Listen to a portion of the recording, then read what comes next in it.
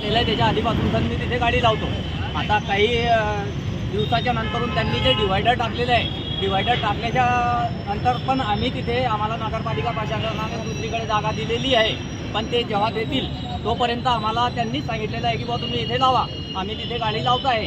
तर जे व्यापारी बांधव जे आहे, जे दुकानदार लोक जे आहे, ते आमच्या गाडीच्या समोरच एकदम गाड्या लावून देत आहे. टू व्हीलर ते आमच्या दुकानाच्या समोर की बुवा गिऱ्हाईक जेणेकरून यांच्याकडे येऊ नये. आणि त्यांचा आणि आमच्या अध्यक्ष साहेबांचा थोडा वाद झाला सकाळी गाड्या लावून सनी. वाद जसा झाला त्यांचा आणि आमचा, तर त्यांनी तिच्यामध्ये एक दिलीप रामानी करून सनी आहे, त्यांची संगीता लेडीज वेअरची दुकान आहे. तर तो मला बोलला, म्हणे मी त्याला बोलला मैंने भाऊ थोड़ी पीछे, मी गाड़ी मागे केली तो तो मला बोलला तू हमारे गाड़ी को हाथ काय के लिए लगा रहा, हम तुम्हारे गाड़ियों को हाथ लगाते क्या. मैं क्या भाऊ हात नाही लगा रहा, मगर फिर भी मी गाडी तुमची मागे घेतोय म्हटलं, जेणेकरून आमच्या दुकानावर ते 2-4 गिऱ्हाईक काही येतील, जेणेकरून आमचा संध्याकाळचा जे आहे मुलाबाळांचा आमचा प्रपंच चालू शकेल, म्हणून मी गाडी थोडी मागे घेतोय. तर तो बोले तो मला बोलला, बोले तुम्हाला इथे उभं राहायचा कोणता अधिकार आहे, तुम्हाला इथे उभं राहायचा अधिकार नाही आहे, हे मार्केट आमचं आहे म्हणे. तर मी त्याला एवढंच बोललो फक्त की बुवा आम्हाला अधिकार नाही तर मग मी का पाकिस्तानमधून आलेले आहे का, आम्ही पाकिस्तानमधून आलेले आहे का.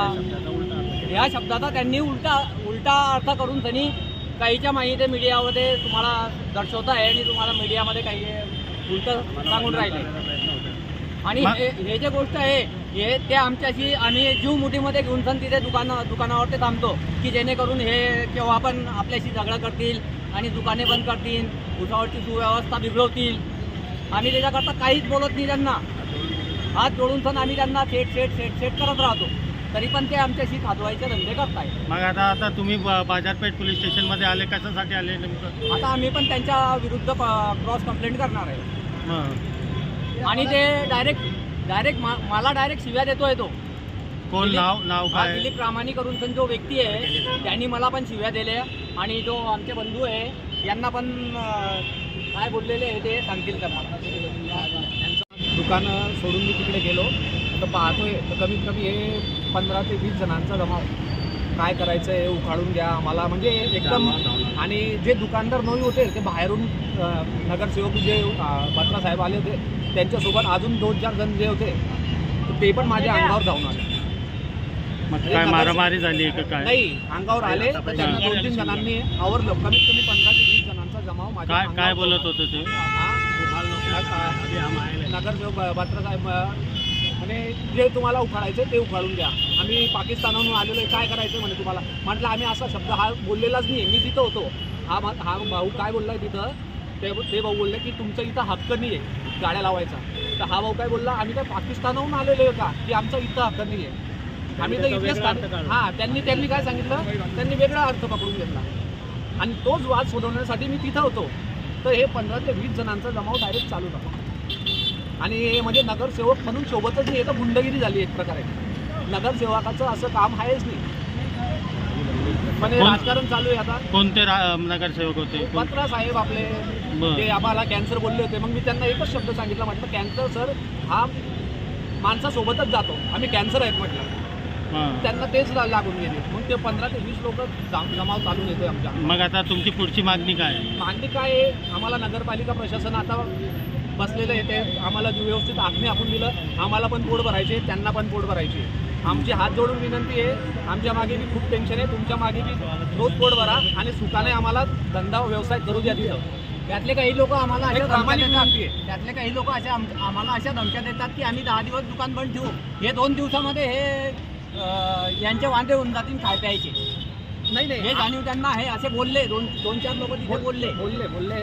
पण आमची एकच विनंती आहे, तुम्ही पण तुमचं चांगलं व्यवस्थित पोट भरा. आमच्याकडनं कोणतीही कंप्लेंट येणार नाही याची गवाही आम्ही जे पतविक्रेता समितीचे 6 सदस्य ते घ्यायला तयार आहे. आमच्याकडून कुठलीही तुम्हाला तक्रार येणार नाही याची जबाबदारी घ्यायला तयार आहे.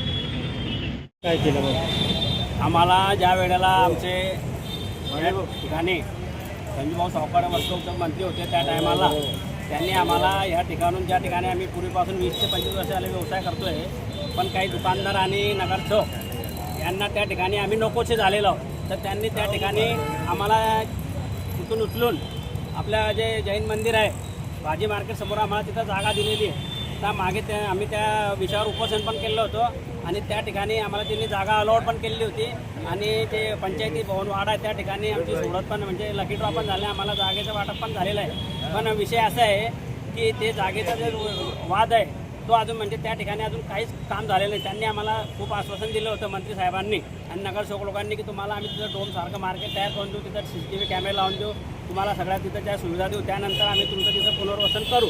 आज त्यांनी आम्हाला शब्द दिलेला होता. पण त्या ठिकाणी फक्त असं ते काढलं ते अतिक्रमण त्या लोकांचं होतं, त्यांना पण त्यांनी बेरोजगार केलं आणि आम्हाला पण आता बेरोजगार करण्याचा प्रयत्न करताय. आणि ज्या ठिकाणी ते अतिक्रमण काढलं त्या ठिकाणी फक्त कोठे बनवले आहे ते पण निकृष्ट दर्जाचं काम झालेलं आहे आणि त्याची कुठली निविदा न काढता त्यांनी ते एका त्यांच्या नगरसेवकाच्या माणसाला जवळच्या माणसाला तो कॉन्टॅक्ट दिलेला आहे, त्याची पण चौकशी या ठिकाणी झाली पाहिजे. ते सर्व बेकायदेशीर आहे आणि ते सुविधांचा अभाव आहे. त्या ठिकाणी आम्हाला जोपर्यंत नगराध्यक्ष साहेब येणार नाही इथं आणि आमच्या सगळ्या ज्या गोष्टी या ठिकाणी आमची बैठक होणार नाही तोपर्यंत आम्ही या ठिकाणी ठिय्या आंदोलन करू, मोर्चे काढू आणि आम्ही या ठिकाणी मोठ्या मार्गानं लोकशाहीच्या मार्गानं बाबासाहेबांचे संविधान दिलेलं आहे त्या मार्गाने आम्ही शांततेच्या मार्गाने आम्ही आंदोलन मोर्चे करू.